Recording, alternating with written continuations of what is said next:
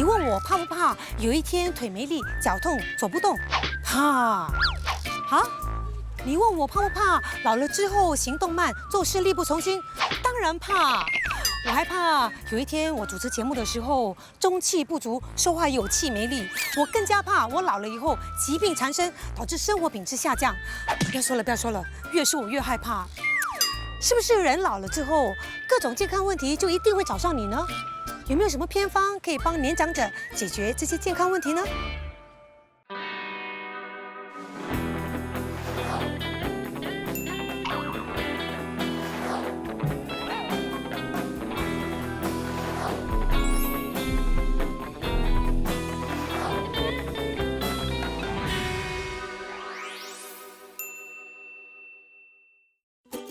解决年长者健康问题的偏方何其多，今天就让我们针对几个偏方来逐一拆解吧。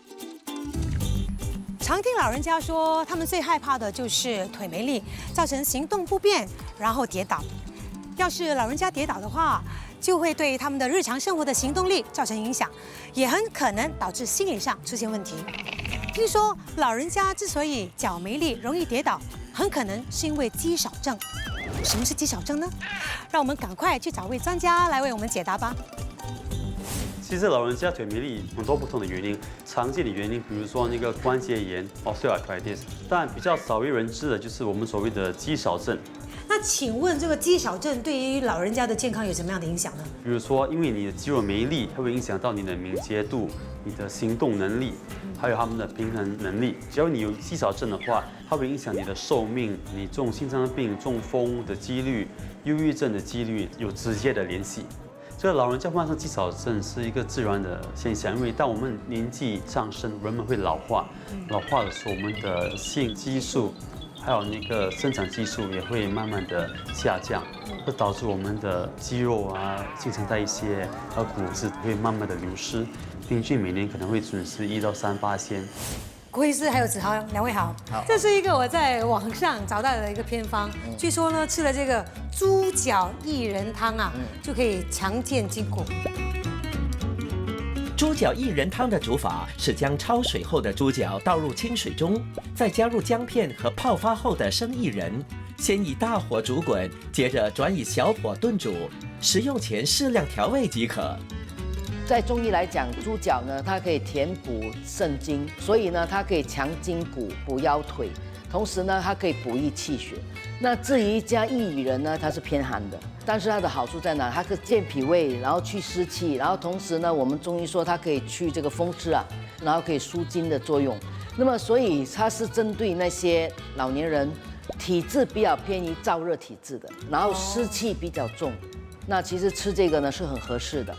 万一你说我没有发热的现象，可是我还是湿气很重，那你可以选用一些炒过的薏仁，或者说熟薏仁。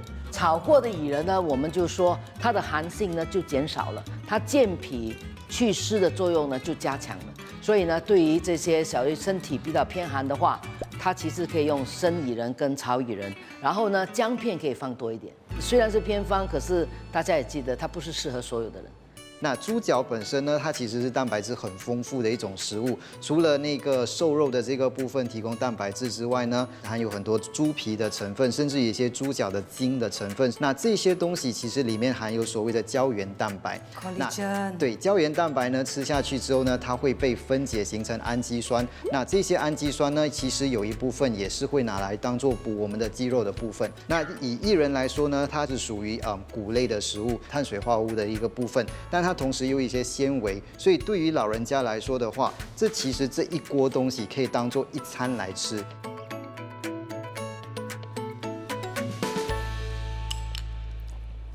我觉得还不错哎，还不错啊。所以这个猪脚薏仁汤啊，这个猪脚呢是可以吃的，不是说炖那个汤只是喝汤了。其实很多时候，所有这些拿来煮汤的肉类，它的肉都得吃掉，因为其实很大部分的那个蛋白质都还在肉的纤维里面。我们应该要摄取多少的蛋白质才算是足够的营养啊，强壮我们的肌肉呢？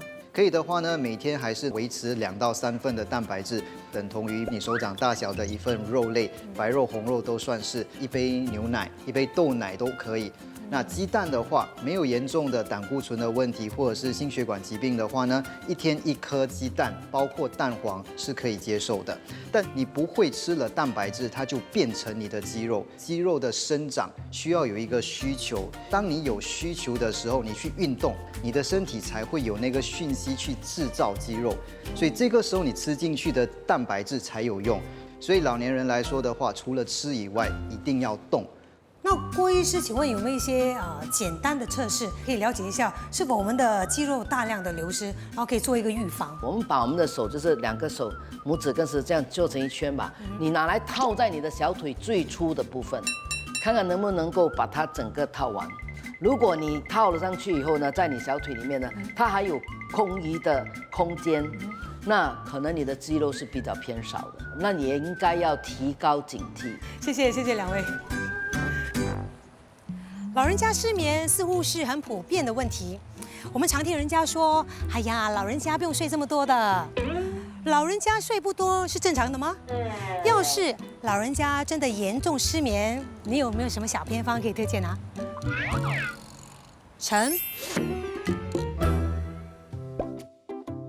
这个呢，如果是属于那种比较难入睡的，而且容易焦虑的人，我们中医来讲就是芳香行气，它的气血运行比较好，我们说能够宁心安神，是有一定程度的帮助睡眠啊。那如果我们用那些香精油，比如说有一些果香的香精油，你觉得会有同样的效果吗？其实也可以啊，好像果香的一些香精油或者某一些香精，只要你闻了是觉得是放松和舒服的，心情比较愉悦的，我认为都有一定的帮助。但是我还是要强调，这种只适合比较偏于肝郁型的那种睡眠不好的人。我也常听人家说，老人家不用睡这么多，这是真的吗？没有，我觉得这个是个误区，因为年纪大了之后呢，气血是比较不够了。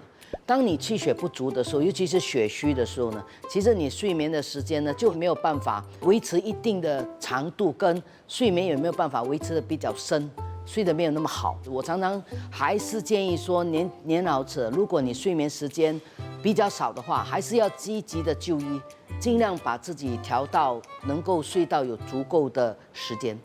那有没有可以自己做的一些方法，可以帮助老人家容易入眠的吗？我觉得可以考虑泡脚，当然要小心啦，不要泡的时间太长，大概10分钟左右就够了。然后呢，把脚拿起来后呢，赶快用布把它抹干，最好马上穿上一根袜子，然后呢就可以去睡觉了。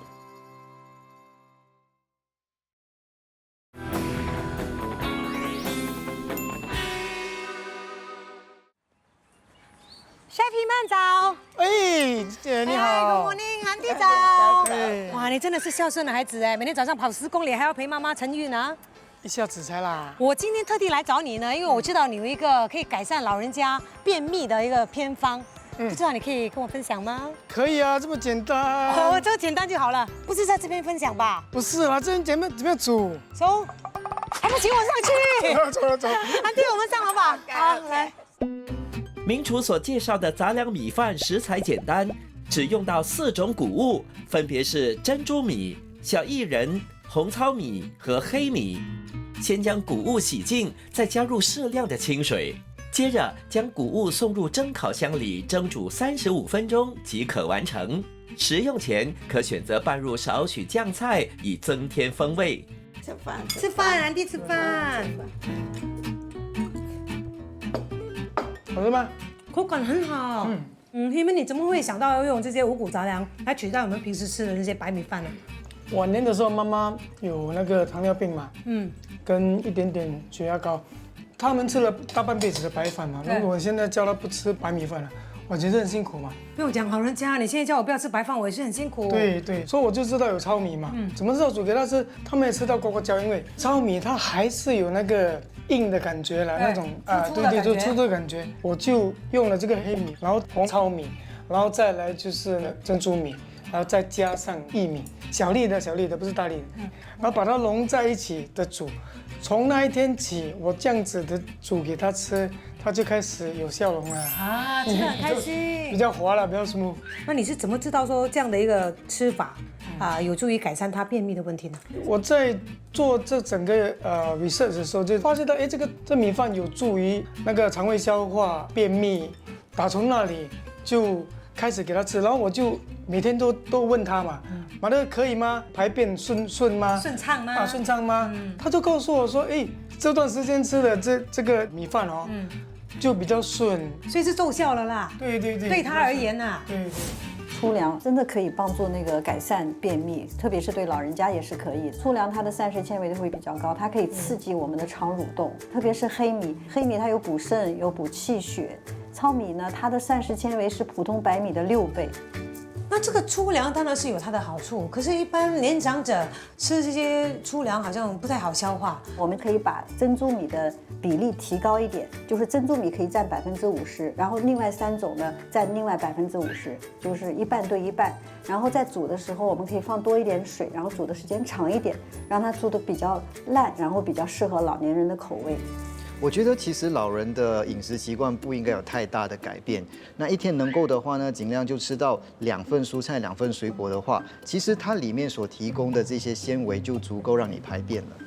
那是不是说我们多吃水果、多吃蔬菜、多摄取这个膳食纤维，就可以预防或者是避免这个便秘的问题呢？不要有一个观念，就是你吃越多越好，因为膳食纤维本身有分为可溶性和不可溶性的。那如果你的量太多的话呢，它反而会把你食物里面的水分吸收，造成便秘的问题。所以纤维可以帮助排便，它也有可能会造成便秘。所以中间最重要的其实是水分的摄取。所以当你是一个常常喜欢吃比较多蔬菜水果的人的话，那同一时间呢，你必须增加你的那个水分的摄取，要不然的话，其实你比别人更容易便秘。年长者的便秘通常都是跟他们的体质比较虚弱，然后肠胃功能退化有关系。那请问许医师有没有什么食疗方可以推荐啊，让老人家吃了之后呢，可以改善他们便秘的问题？我这边有个很方便也很有效的一个食疗方，用菠菜250克拿去在水里烫一下，把它捞出来，淋上麻油就可以吃了，就这么简单。因为麻油它的作用是它可以润肠的，它是油脂嘛。它这个油脂又非常好，它含有很多的维他命 C 这些。菠菜它是可以刺激我们的肠蠕动，因为它含有丰富的植物纤维。菠菜还有预防中风的作用哦。还可以补血，所以这是一个很常见但是也很有效的一个食疗方。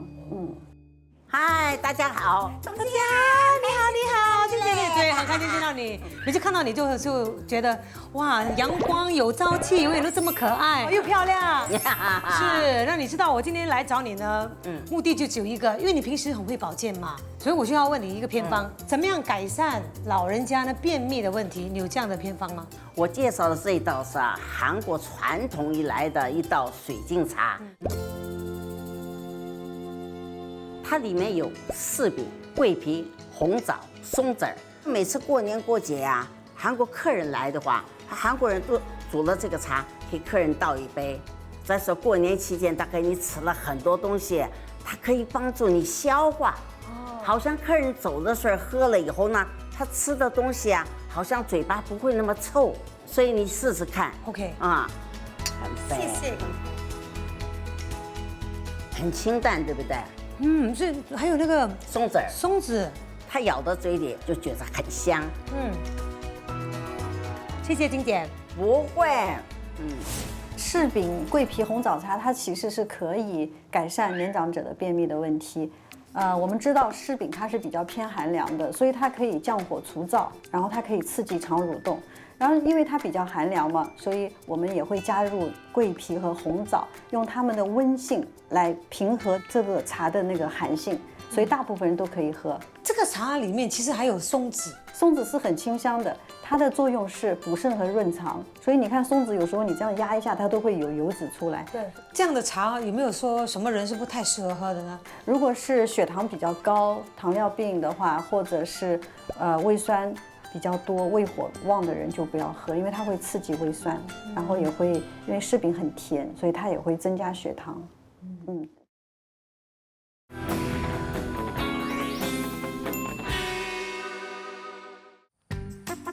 眼睛是我们的灵魂之窗，随着年龄的增长，因为老化而产生的各种眼睛的疾病接踵而来，最严重的话还会导致失明。最近呢，我就打听到一位草药达人，他种植草药已经10多年了，为的就是帮助那些有需要的人。就不知道它的草药原理有没有一些可以保护眼睛的偏方呢？黄先生你好，你好，早。哇，这里就是你的草药园啦。对你种植这些草药呢，有一个小小的心愿，就是希望呢可以帮到那些有需要的人。对，所以我今天来找你的目的呢，也是一样的，我有需要。我不知道哦，你种的这些草药里面呢，有没有一些可以保护眼睛的偏方，可以推荐给我们？有啊，就是软骨草咯。哦，所以你这里有种吗？在这一颗，然后在背后这边也有。哦，这个比较明显它是叶子有点发亮的看到吗？它的这个枝干是有点好像半透明这样，对吗？对。所以说这个是野草咯。也是当做野草。你没有听说过野花不能够乱采，然后野草不可以乱吃吗？没有，野草懂的话也是一个很好的一个草药，对不对？保健的草药。所以你是怎么用这个草药来保护眼睛？我们通常是软骨草跟枸杞子还有红枣，就是软骨草枸杞子茶。哦。红枣先放鲜，红枣放了就要等它滚给它滚，滚了才这2样放进去。放进去。我们软骨草通常是30克，红枣放5粒咯。然后枸杞子呢，你放1小渣咯。那个枸杞子是帮我们的眼睛明。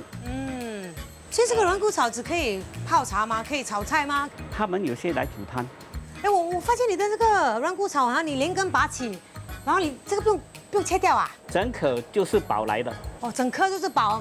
整颗就是宝，洗干净了，我们直接下。那泥土它怎么办？泥土它会沉淀的，我们最后都不要喝。这要煮多久哦？煮一下子，等下滚的话，我们就可以喝了。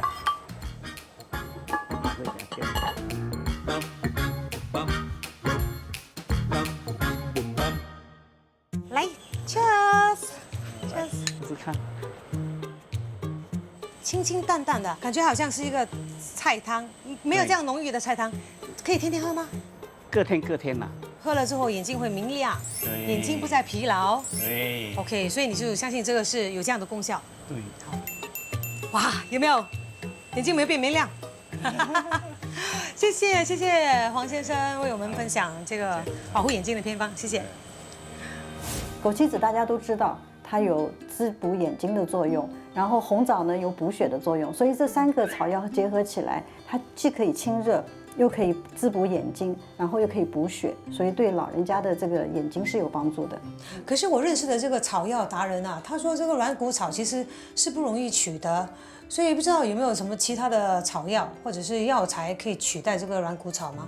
对，这个软骨草它其实是一个路边的野草，但是我们大部分人都是不认识这个草嘛，所以也不要随便在外面采一个草药回来煮汤喝。我的建议就是说，你可以去药材店买一些白菊花或者是胎菊回来，配合枸杞子和红枣一起泡，其实效果也是一样的。请问Dr.哥年长者最常见的眼睛疾病有哪一些呢？第一是白内障 cataract， 第二是我们的青光眼 glaucoma， 第三是我们的糖尿病视网膜的一个病变 diabetic retinopathy， 还有老年黄斑退行性病变，而最普遍的是白内障。而白内障唯一的治疗方法就是手术，所以这个白内障其实是一个年纪大一定会遇到的一个疾病。那有没有什么办法可以延缓呢？最重要的是我们要减少对紫外线以及电脑、手机的一些灯光的照射。第二点，假如你有糖尿病的话，你一定要控制好你的血糖，摄取足够的维他命 A、C、E、叶黄素，还有那个玉米黄素。所以这些营养可以从一些绿色的蔬菜，比如说苋菜、灯笼椒里面摄取。中医认为白内障是一个自然的老化的一个现象，中医又叫它叫园艺内障。在早期的时候，中医可以通过针灸或者是吃药来调理，但是如果是比较严重的白内障的话，我们中医也是会建议开刀。其实我也可以教大家一些简单的护眼运动，一些按摩的手法非常简单，大家每天在家做的话，效果会非常好。搓眉毛20下，按眼睛20下，按太阳穴20下，推鼻梁20下，还有一个是拉耳朵20下，你都会觉得血液其实就在循环，然后这边就会有温热的感觉。当你觉得眼睛疲劳的时候就可以做。子豪，我很久没有吃你的食疗方了，很期待。这次为我们准备什么？我都在做简单的东西。也非常好，简单又好。今天我们来做这个龙珠果豆浆。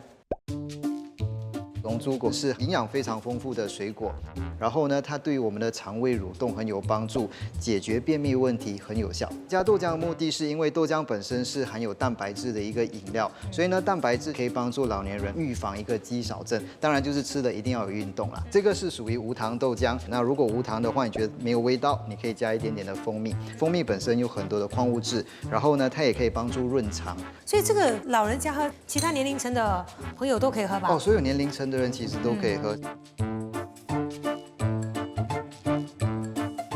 可以 ，Cheers！ 来试试看。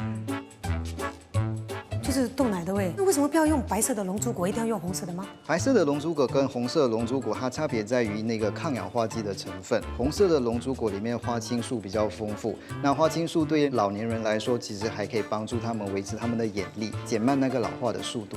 哦，所以这个又简单又容易做的这个饮料，又非常健康，对大家身体都有益。非常感谢你的介绍。不客气，不客气。无论你愿不愿意，老化是人生必经的过程。我们可以做的就是时刻提醒自己和身边的朋友，摄取足够的营养，多做运动，调整生活作息和定期做身体检查，为迈入老年做好生理上和心理上的准备。而那些已经步入人生迟暮之年的年长朋友，除了要多爱自己，也需要家人的关爱和陪伴。好啦，祝君健康，晚安。